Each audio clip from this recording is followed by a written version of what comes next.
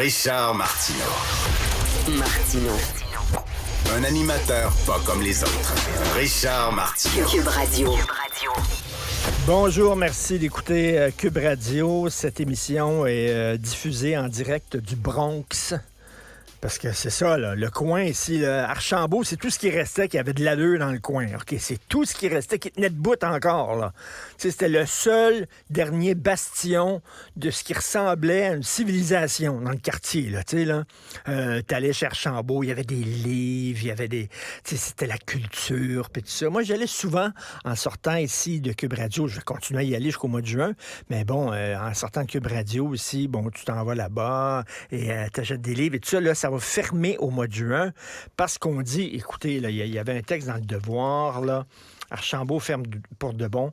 Une analyse interne approfondie a révélé que l'évolution du tissu urbain dans le secteur de la place Émilie-Gamelin, conjuguée à l'évolution des habitudes des consommateurs, ne permet plus de rentabiliser l'exploitation commerciale de Archambault-Berry, dit la directrice des communications du groupe Archambault. Le tissu urbain, il n'y en a plus, est filoché complètement, là. Les chantiers de construction et la mixité urbaine dans le secteur de la ville ont eu des répercussions négatives sur l'achalandage, affirme l'entreprise. Le secteur ressemble effectivement de plus en plus à un désert commercial, mais totalement. Il y a plus Ebola. Et à la place du puits, là, la place du puits, c'est une faune aussi, là. Quand tu vas là, les petits messieurs, les petites madames qui prennent un petit café à la place du puits, c'est quelque chose. Mais vraiment, c'est comme un quartier totalement à l'abandon. On a complètement abandonné ce quartier-là. La Ville de Montréal baisse les bras. On a laissé ça aux itinérants. Et c'est pas toujours des itinérants faciles.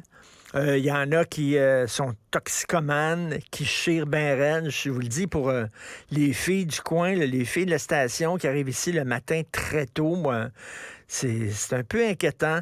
Des fois, tu arrives et quelqu'un qui est en train de chier devant la porte du bureau. Il y en a qui dorment dehors. Il y en a qui se battent. L'autre jour, le métro était fermé parce qu'il y avait une bataille et tout ça.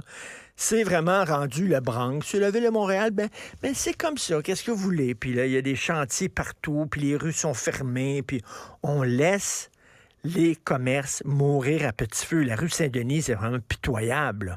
Tu sais, c'était le quartier latin, c'était le fun avant, c'est pitoyable, la rue Saint-Denis. Maintenant, c'est pic-pic à l'os. Vraiment un coin qu'on a totalement abandonné. Alors, est-ce que vous allez faire le défi février sans alcool? Sous le temps, c'est toujours tout ou rien. Tu sais, c'est comme tout ou rien. C'est comme, moi, je dis, c'est très facile, c'est très simple. Tu sais, la modération. Si t'es pas capable de te modérer, t'es mieux de pas en prendre, effectivement. Mais tu sais, il faut pas prendre de viande rouge. Il faut pas prendre des viandes froides. C'est dangereux. Il faut pas... Non, t'en prends en modération. C'est certain que la viande rouge, faut pas trop en prendre. Je pense que tout le monde maintenant comprend ça. Je pense que la plupart des gens ont diminué leur consommation de viande rouge. Mais tu sais, t'en prends une fois de temps en temps. Moi, les gens qui sont comme super dogmatiques, là.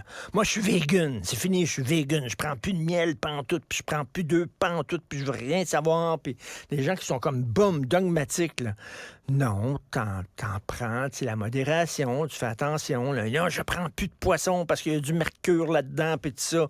Ou, my God, est-ce qu'on peut des fois... Il me semble que c'est assez simple. Un régime équilibré, modéré, puis de temps en temps, aller au McDo, c'est le fun. On va se le dire, c'est le fun. Dans ton char, t'es assis, puis tu prends un bon McDo un soir, c'est trippant, puis la sauce te coule sur le menton.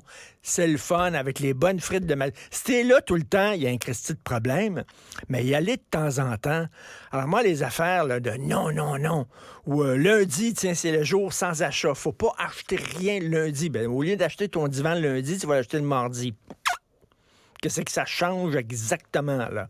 Vraiment. Ou je ne veux pas porter de cuir, ou je ne veux pas porter de fourrure et tout ça. On peut-tu rien qu'apprendre à vivre avec la modération?